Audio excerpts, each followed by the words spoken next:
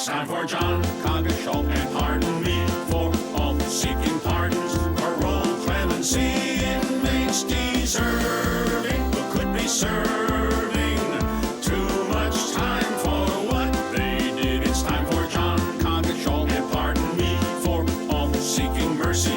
A chance to be free will be learning. Hi everybody, it's John Coggeshall. Everybody calls me Cog, and this is my Cogcast. And today we're going to talk about a deserving pardon petitioner named Lenny Singleton. And I'd like to read you his letter to the governor. Honorable Governor, I've had many years to think about my crimes, and especially the victims of my crimes. Words can't express the remorse I feel in my heart towards the cashiers of the 8 establishments I robbed during my 7-day drug-induced crime spree. I just thank God that no one was physically injured. I was so relieved when I was finally caught. I actually thanked the police officer for arresting me. That's how desperate I was. I confessed fully to all my crimes and pled guilty to all of them. I was just glad to be given an opportunity to start all over. During these past 20 years of incarceration, I've continued to work on my addiction so that I will never, ever use drugs again or commit further felonies, commit further crimes. Today, I am a 48-year-old man with a new wife and aging parents. Both my wife and parents need me. My wife, Vandy, has been diagnosed with stage 4 breast cancer. My mother suffers from early dementia. She's beginning to forget important things. It's concerning. My father is experiencing age-related ailments and needs my help around the house. And I'm the last of the line. I would like to be able to take my wife to her doctor's appointments, my mother to the grocery store, and help my father with his many chores. Governor, I understand your concern is public safety. I can assure you, I am a changed man. Today, I continue to address the addictions that brought me to prison. Every arrest and bad thing that happened to me has happened as a result of my addiction to drugs. I've had 20 years to work on my addiction. Not only that, but as my pardon petition points out, there are many other areas I've worked on that will help me re-enter society. I've continued to educate myself, taking as many courses as I can to help me re-enter society. Computer systems, technology, networking classes, many similar to that. I've worked for Virginia Correctional Enterprises for about 17 years. As a matter of fact, I have a job waiting for me when I'm released. Your Honorable Governor, I'm asking for a second chance to be a productive citizen and to give back to those who may be heading down the same road I was. I have the tools today to be able to do that.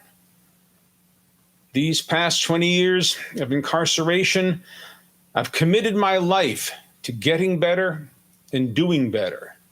I've volunteered my time for over 10 years to the Protestant church services here at Nottoway Prison, preparing myself for the life I've chosen to live when I'm released. It's going to be a life focused on helping others. Governor, you're the only person who can help me fulfill my goals and dreams on the outside of this prison. I pray that you will consider me for a pardon based on whatever conditions you deem appropriate. Respectfully, Lenny Singleton. Let me tell you some facts about the case of Lenny Singleton. As a young man and recently addicted to crack cocaine, Lenny committed several grab-and-dash robberies during a one-week spree. He was always unarmed except once when he waved a table knife. No one was killed, maimed, cut, or molested in any way. No one filed a victim impact statement. In total, he stole less than $550. These were his first and only felonies. He took full responsibility and pled guilty to his crimes, hoping for a drug program as part of his sentence. But without any explanation from the judge, he then received 2 life sentences plus 110 years, more time than rapists, child molesters, and most murderers, and no drug program. Cruel and unusual, many have observed. Lenny had no criminal history. He earned a bachelor's in business and served in our Navy before this addiction overwhelmed him. Lenny has spent almost 23 years in prison, and in all that time, he's never received a single prison infraction. Do you have any idea how unusual that is? He works every business day in a position of authority and lives in the honors dorm. He has taken every single workshop available to him for self-improvement. He has co-authored a book to help others headed down the wrong path called Love Conquers All, now available on Amazon. Taxpayers will pay over $1 million to keep Lenny locked up for the rest of his life for taking less than $550 where no one was physically injured. Taxpayers have already spent over $500,000 to keep him clothed and housed. Lenny reunited with a woman from Utah back in 2012. They knew each other in high school, and she searched for him for 28 years before finally reconnecting. Then, in 2013, she was diagnosed with stage 4 cancer and has gone through 7 surgeries, radiation, and 1.5 years of chemo. The cancer was caught in time to prevent paralysis from the neck down and death, but she currently has no active disease, and she attributes this miracle to Lenny Singleton. They were married in Nottoway Prison on August 20, 2015. Lenny and his wife have garnered an incredible amount of attention in the Commonwealth of Virginia, as well as nationally and internationally. Lenny's entire story was featured on the cover of the New York Times, July 5th, 2016, followed by a story on AlterNet.